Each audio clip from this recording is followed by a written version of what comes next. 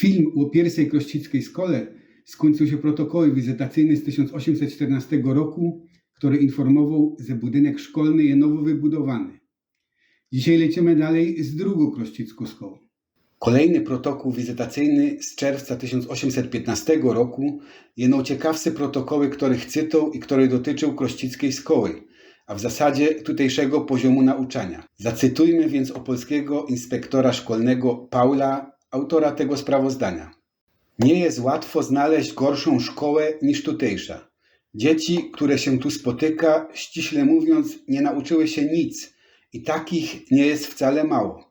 Większość rodziców nie posyła swych dzieci do szkoły i nie robią sobie nic z kar, które im za to do tej pory wyznaczono. Kara ta musi być ostrzegającym przykładem dla całego powiatu, ponieważ gmina Chruścice już od dawien dawna odznacza się największymi zaniedbaniami w szkolnictwie. Nauczyciel Zielonkowski, który do tej pory w szkolnictwie nic nie zrobił i dzieci nic się nie nauczyły, nawet te, które codziennie chodzą do szkoły.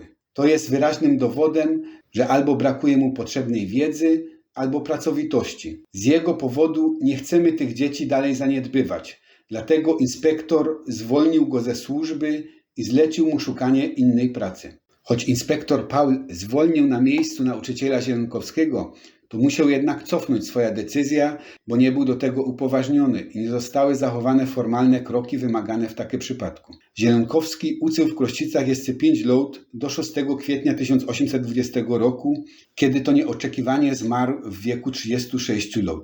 Miesiąc później na krościckiego nauczyciela mianowany został Karl Gajda, który uczył w Krościcach 24 lata. I choć w aktach wizytacyjnych zawsze był oceniany jako pracowity, to jego zaangażowanie nie przełożyło się w pełni na efekty. Winny temu był ówczesny system nauczania, a konkretnie zbyt mała kadra nauczycielska. Ze względu na rozwój demograficzny liczba uczniów dużo rosła. Kiedy Gajda przejmował szkołę w 1820 roku, liczba uczniów wynosiła 148.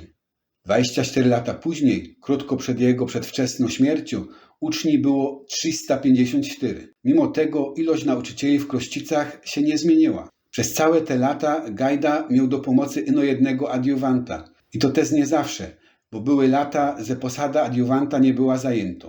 Tak było na przykład w latach 1828 do 1831 albo w roku 1839, kiedy sam jedyny Gajda odpowiedzialny był za naukę 321 uczniów. Mimo tego za kadencji Gajdy jakieś postępy w nauczaniu były. Ci starsi, co kończyli szkołę, umieli czytać ze zrozumienie i budować pisemnie całe zdania. Do tego rozumieli wszystkie 4 działania matematyczne.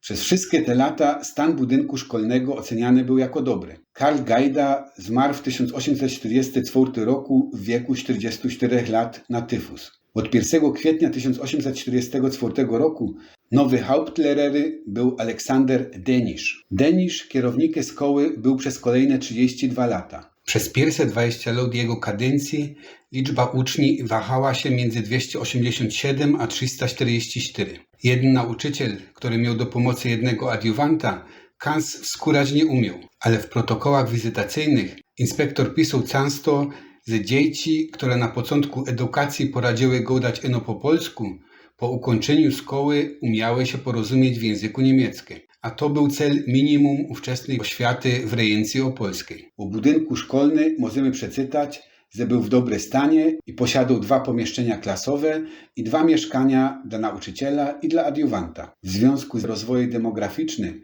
szkoła musiała się przygotować na to, że liczba uczniów przekroczy 400. W 1866 roku podjęto decyzję o reorganizacji szkoły i zatrudnieniu kolejnego nauczyciela. Większe pomieszczenie klasowe podzielono na 2, a z tego majsego wykrojono trochę na mieszkanie dla kolejnego nauczyciela. Od roku 1867 Denisz miał do pomocy drugiego nauczyciela i adiuwanta. Wszystkie klasy podzielono na 2 grupy. W półroczu letnie, czyli w wiosna i lato, i tak nauczanie na wsi odbywało się półdniowo. Drugie pół dnia dzieci robiły na gospodarce. Teraz, jak były 2 grupy i jak jedni pomagali rodzicom, to drudzy byli w szkole, ale już ino w 50, a nie w 100 jak do tej pory. W taki sposób, choć były ino 3 pomieszczenia klasowe i 3 nauczycieli, ale de facto było 6 połowa majsych klas. Te doraźnie wprowadzone zmiany miały styknąć na pora lat, ale tak czy inaczej trzeba było zaplanować budowę nowej szkoły. Plany ruszyły w 1868 roku i skończyły się rozporządzenie rejencji opolskiej z dnia 22 września 1869 roku o budowie nowej murowanej szkoły. Nowy budynek miał powstać obok budynku starej drewnianej szkoły, która stała nie prostopadle jak dzisiaj, ale wzdłuż drogi. Krościckie gburu, którzy mieli tę nową szkołę współfinansować, udało się odroczyć budowę o półtora lat, ale w końcu budowa ruszyła i ten nowy budynek powstał w 1876 roku. Ale to już jest temat na film o trzeciej krościckiej szkole.